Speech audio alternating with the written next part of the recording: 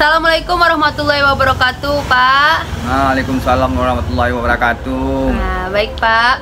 Nah, sebelumnya kedatangan saya ke sini ingin mewawancarai Bapak mengenai pendidikan di dalam keluarga. Nah, tadi saya sudah mewawancarai anak Bapak dan Ibu.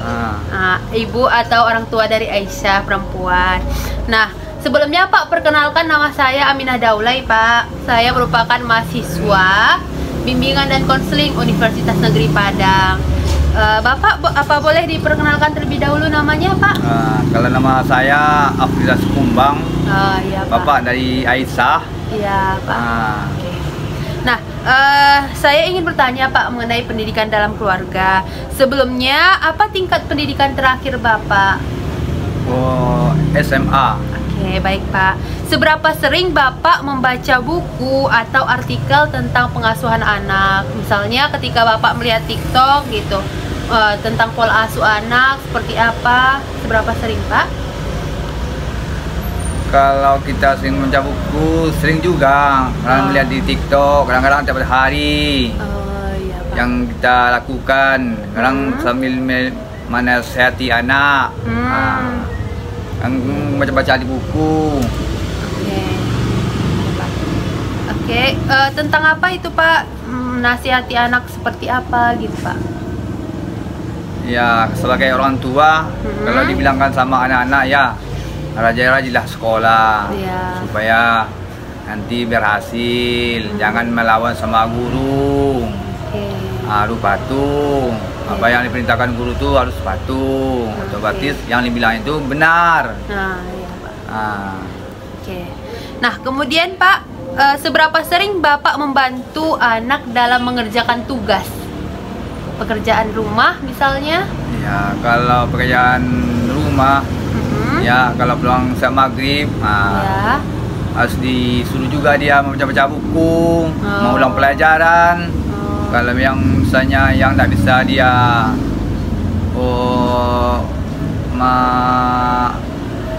belajarnya, ya ditunjuk-tunjuki, diajari macam mana supaya dia dapat juga pelajarannya itu. Ya, oke Pak. Kemudian Pak, nilai-nilai apa yang paling penting yang ingin ditanamkan orang tua kepada anak? Misalnya nilai-nilai agama, nilai moral atau apa? Yang pertamanya harus nilai agama. Kalau agama kita kuat, anak-anak itu bisa kita didik dengan agama. Jadi kalau agama itu sering diamalkan, jadi anak-anak itu mungkin tidak mau mengerjakan yang jelek, yang buruk-buruk. Mungkin dia harus berpikir, seolah sering kita ajar agama, tahu mana yang membedakan mana yang baik dan mana yang buruk. Seberapa sering Bapak berkomunikasi dengan guru dari anak Bapak? Komunikasi kalau misalnya kadang kita antarkan juga dia sekolah. Kadang bertemu sama gurunya. Ditanyakan juga macam mananya si Aisyah ini. Belajarnya suka dia cabut, tak malas dia di sekolah. Macam mana keadaan dia, Bu? Oke, Pak. Nah, bagaimana tanggapan Bapak ketika anak melakukan kesalahan? Apa yang Bapak lakukan kepada anak tersebut? Kalau kesalahan, kita harus diberi dia dulu nasihat. Kalau misalnya di sekolah, guru misalnya berang, jangan langsung kita salahkan guru. Kita tanyakan sama anak kita dulu. Mengapa kau melini? Tak boleh. Apa yang bilang guru itu, mungkin yang bagusnya itu bilangnya. Jadi kita harus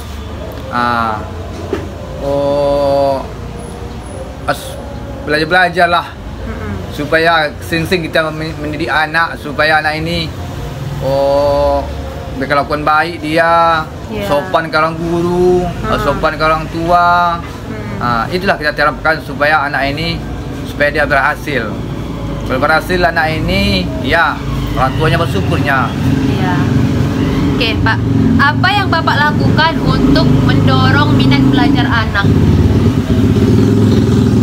Kalau minat anak Ya. itu harus kita sokong.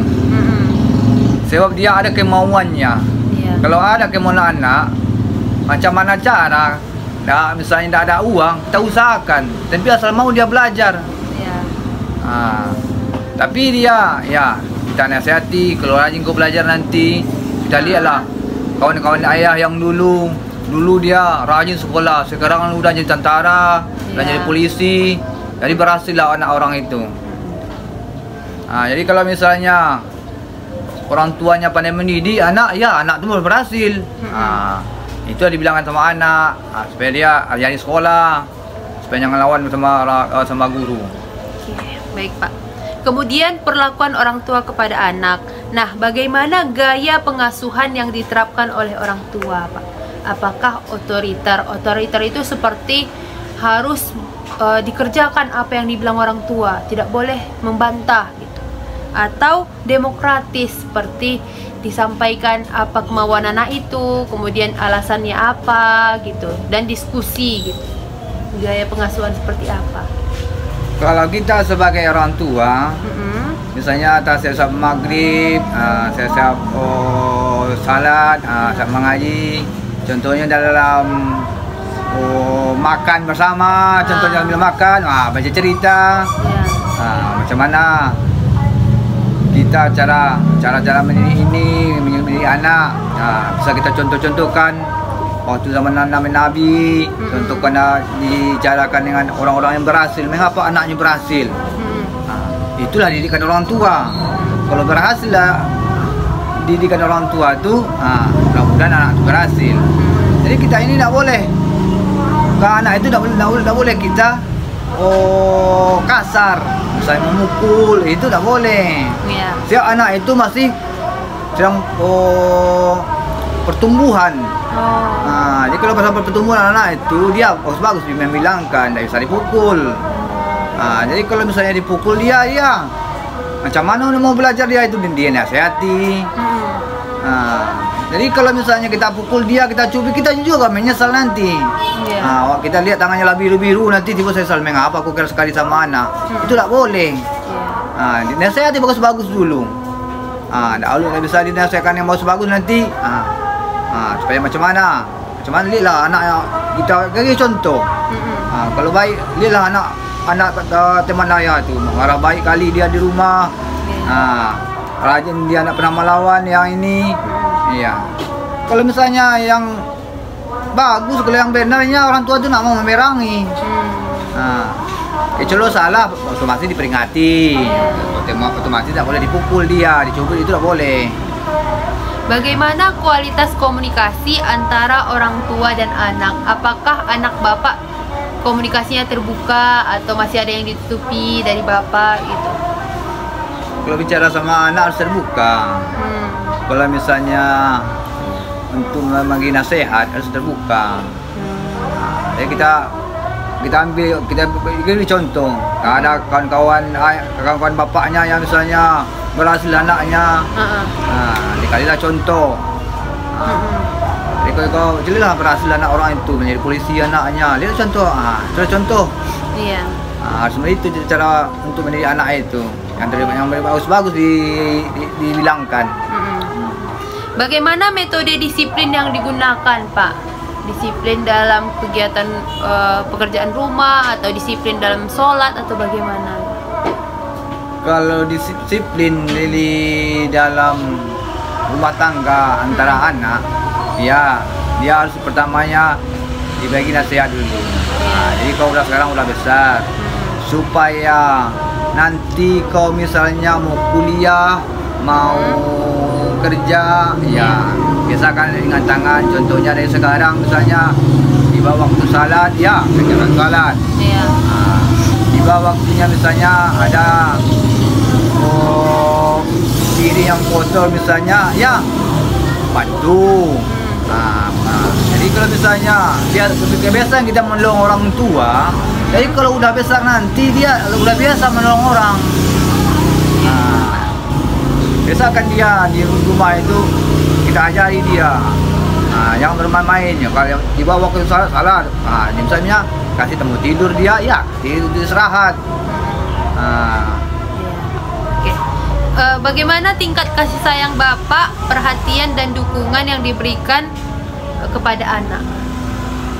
Apakah ada yang dibeda-bedakan atau bagaimana? Diistimewakan, Pak? Kalau anak-anak ini tidak ada dibeda-bedakan. Sebabnya anak yang 1 sampai anak nomor 4 itu pikirnya berbeda. Ada yang agak keras dia, ada yang agak lunak dia, ada yang pendiam, macam-macam tipe anak ini. Tapi kita ini sebagai orang tua tak boleh membedakan.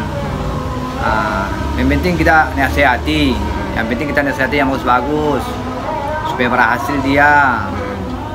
Jadi itu apalah kita membedakan anak ini ya, sama-sama anak kitanya. Iya, Pak. Oke. Bagaimana tingkat keterlibatan Bapak dalam kehidupan anak, misalnya dalam aktivitas sehari-hari? Apakah Bapak terlibat atau bagaimana? Kalau anak itu, kalau misalnya dia ada kerja, misalnya di rumah dia, misalnya kalau ada misalnya orang tuanya bekerja, iya Pak. Kalau misalnya sempat dia menolong, ya kalau bisa ditolong ya lah. Sebab nanti kalau biasa menolong orang tua, nanti kalau besar dia, ya biasa dia pandai membedakan mana yang baik, mana yang buruk. Bisa mencari uang dia pandai dia. Tapi bukan dipaksakan dia menolong. Kalau ada kemauan dia menolong, tapi kita ajari juga. Tolong-tolong orang tua. Kalau biasa menolong orang tua, mudah-mudahan bisa nanti sekolah menengah tinggi. Berarti anak Bapak dilibatkan dalam membantu orang tua seperti tadi Aisyah juga berjualan, Pak. Kalau misalnya sekolah dia tak mungkin kita libatkan. Tapi kalau misalnya tidak ada kerjanya, dari dia para main-main dia, ya kita ajari dia supaya dia suatu saat dia ilmunya dapat juga. Jadi kalau tidak diajari juga dia, ya nanti mana tak besar dia nanti ya tambah tak pandai dia mengajarkan untuk mencari kehidupan. Tapi kalau masih ingin dia membantu, kita bantu. Kalau misalnya dia sibuk sekolah dan belajar, ya tidak bisa kita paksakan. Seberapa sering Bapak memberikan pujian dan penghargaan atas usaha yang dilakukan anak Bapak? Kalau pujian, kalau anak ini tidak boleh dia kasih pujian dia. Kalau berhasil dia, hati orang tua itu senang. Iya. Jadi kuncinya sama kau sendiri. Kalau ayah mendukung semuanya, kalau yang baik ayah dukung semuanya. Kalau berhasil kau orang tua senang. Orang tua kalau berhasil anak, orang tua senang. Ya berhasil anakku. Jadi harus kita terapkan begitu. Nah, bagaimana Bapak mengambil keputusan penting yang melibatkan anak?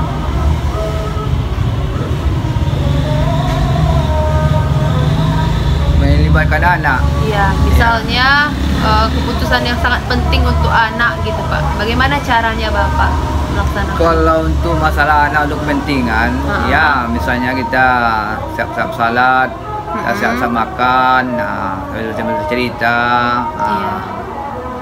Jadi dibilangkan ini mungkin udah ada yang bekerja satu. Jadi ini adik Una yang nomor 2 ini mau kuliah. Mana tahu ada rezeki Una yang berlebih, bantu-bantulah adik itu. Iya Pak. Kalau berhasil adik itu berhasil juga yang Una. Jadi kita harus saling membantulah satu keluarga ini. Biar yang besar, biar yang kecil, semua dalam satu keluarga membantu. Berhasil abangnya, tanya orang itu, ya abangku. Kalau tak berhasil adiknya, tanya orang tu, ya adikku, dibilang orang, ya otomatis abang tu malu. Jadi dalam satu keluarga itu ya saling mendukung. antara abang dengan anak kakak beradik. Tak bisa dipisahkan. Kalau ada rezekinya ya bantunya adiknya. Tapi sebagai orang tua dia bukan mengharapkan. Kalau masih sanggup orang tua, dia nak minta bantu sama anaknya. Kalau sanggup orang tua nak mau minta bantu. Ya, kalau bisa dia untuk dia aja dapat bersyukur. Bagaimana Bapak mendisiplinkan anak Bapak ketika melakukan kesalahan? Ya, kalau untuk mendisiplinkan anak-anak itu harus dibilangkan bagus-bagus. Tak bisa kita pukul, dibilangkan bagus-bagus, bicara yang bagus-bagus. Kalau misalnya ini nak lakukan akibatnya apa? Kalau yang ini nak lakukan apa akibatnya? Jadi dibilangkan, kalau ini melakukan dia berikut akibatnya. Jadi melakukan yang ini, buruk yang ini, ya. Ditanya orang nanti, anak orang tuanya lah, anak saya nak tahu sama dia macam mana anak ini dia. Jadi itu tuh harus sama-sama. Tadi bersama, itulah. Seberapa sering Bapak mencium atau memeluk anak Bapak? Ya, kalau orang tua sebagai anaknya, kalau seperti orang ingin juga diciumnya. Mungkin waktu dia kecil ya mungkin. Kalau lebih besar dia, ya malunya dia. Waktu ciumnya orang dia pusing mukanya. Tapi kalau waktu dia kecil ya sering. Siapa tak sayang sama orang tua? Ingin kitanya mau meluk anak kita itu. Tapi kalau dia lebih besar itu, ayah ini ialah. Kalau masih kecil juga aku lagi. Ingin kita meluk anak kita lebih besar itu, jadi sekarang malu dia. Jadi kalau inginnya kita, tapi itulah dalam hati kita tu ada, tapi nanti dipeluk dia kan, dia lebih besar. Kalau masih kecil-kecil dia sering dipeluk, dicium-cium dia. Oke Pak, sistem yang ada di dalam keluarga, jenis keluarga Bapak inti ya kan Pak? Kemudian bagaimana pembagian peran dan tanggung jawab di antara anggota keluarga? Misalnya peran anak pertama bagaimana mengurus rumah atau bagaimana, anak kedua gimana perannya gitu. Kalau peran orang tua ke anak, ya misalnya ada anak tu empat dia, ya jadi misalnya tidak ada kerjanya, tidak belajar dia, contohnya, ya kita kasih bagi tugas. Apa itu Pak? Jadi kalau misalnya kalau yang besar, ini kalau misalnya ya kalau mau menolong ya tolonglah, cuci piring, yang si adiknya tak menyapu. Itu ini yang jadi kalau lah kebiasaan biasanya menolong orang tua di rumah, ya kalau lah besar dia lah kebiasaan. Jadi rumah tu mungkin bersih. Tapi kalau tak pernah menolong dia sama menyapu, sama mencuci, contohnya situ, ya mungkin dia kalau lah besar dia, ya mungkin canggung dia mungkin. Jadi kalau masih bisa kita, ya kita kerjakan. Kalau tak bisa, kalau bisa dia kita bantu-bantu juga lah. Kalau udah ada kerjaannya atau belajarnya. Masuk ke situ itu? Apa Pak? Masuk ke situ itu? Masuk apa ya Pak? Cerita itu? Masuk pas ya Pak. Bagus. Oke Pak, pertanyaan selanjutnya, aturan dan batasan yang ditetapkan dalam keluarga. Apa aturan-aturannya Pak? Ya, kalau aturan sebagai keluarga ialah saya siap maghrib, siap salat, itu makan bersama, siap itu udah, itu tak belajar, siap makan, belajar sebentar, saya belajar sebentar, tonton TV misalnya tak 1 jam, jam 10 ya harus tidur dia lagi, sebab besok mau sekolah, tak boleh begadang, tapi kita anjurkan dia tak salah jam dia belajar, mau ulang pelajaran tak ada PR. Cara anggota berkomunikasi satu sama lain, apakah terbuka? Ya, satu keluarga harus terbuka. Sebab kalau masih kita satu keluarga ini ya terbuka sama anak. Kalau yang penting-penting harus terbuka, kecuali yang nak penting itu tak bisa dianukan sama anak-anak. Tapi kalau masih yang wajar-wajar harus terbuka sama anak. Cara keluarga mengambil keputusan. Kalau keluarga ambil keputusan dengan musyawarah dengan anak-anak mana yang bagus. Tidak bisa kita dipaksakan. Iya. Minta pendapat sama anak. Iya. Minta pendapat sama orang mamanya. Mana caranya, kalau kita buat ini macam mana yang bagusnya, kita buat macam mana ini. Kadang ide anak itu kadang ada. Iya. Harus kita hormati ide anak itu dalam musyawarah. Cara keluarga menyelesaikan konflik, Pak. Kalau cara masalah konflik kita harus dimusyawarahkan dulu. Mana yang benar, mana yang salah. Iya. Kalau yang benar rasanya ya harus kita junjung tinggi lah. Kalau misalnya yang salah ya dibilangkan yang salah. Iya. Contohnya kita melakukan ini salah, kita ya tak boleh. Iya. Alah jadi salah dibilangkan juga benar, tak boleh. Kalau yang betul tu betul harus betul. Tak boleh nanti berdusta kita. Kalau biasa berdusta ya susah itu. Iya. Sampai tua pendusta Pak. Jadi mana yang betul harus betul, mana yang salah.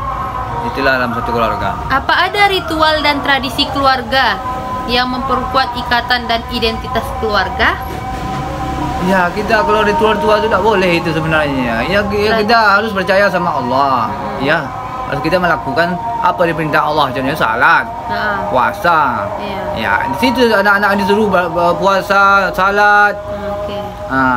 Tak ada ritual, itu pantang itu. Iya, Pak.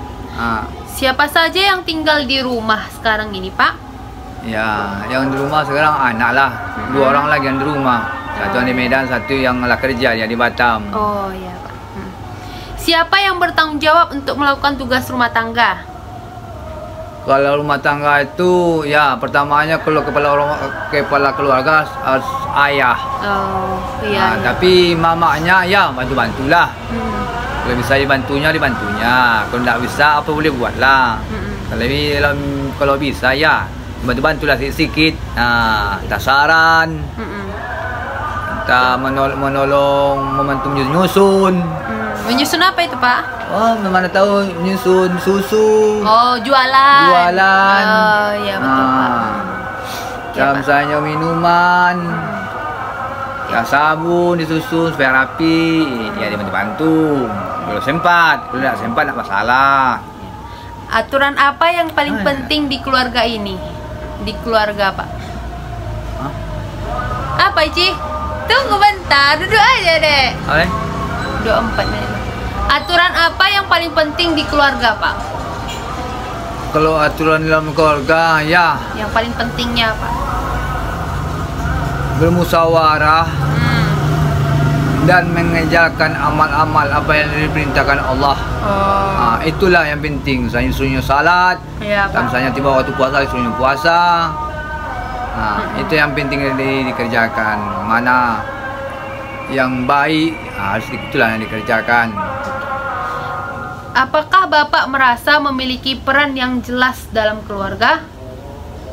Kalau sebagai kita keluarga, orang tua harus berperan. Ya. Kalau misalnya ingin berhasil anak, ya orang tua harus gigih untuk mencari yang mendidiknya. Contohnya, cuma suruh dia belajar, suruh dia sekolah. Ya, kalau orang tua ini ya harus mendidik. Harus mencari nafkah untuk anak-anak, untuk sekolah, untuk belanjanya.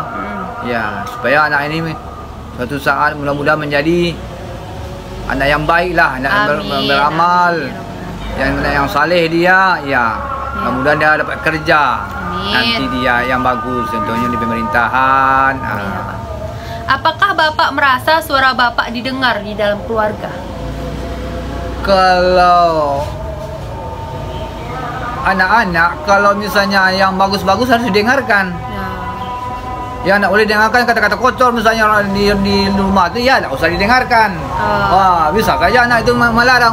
Apa yang ayah bilangkan itu? Masa ayah aku bilang kata-kata kotor? Itu tak boleh. Tapi kalau yang benar-benarnya, kalau yang bagusnya harus didengarkan. Baik, Pak, terima kasih atas jawabannya, Pak. Terima kasih atas jawabannya yang sangat bagus terhadap pola pengasuhan orang tua. Lebih dan kurang saya mohon maaf apabila ada kesalahan. Wabillahi taufiq wal hidayah. Assalamualaikum warahmatullahi wabarakatuh, Bapak. Waalaikumsalam warahmatullahi wabarakatuh.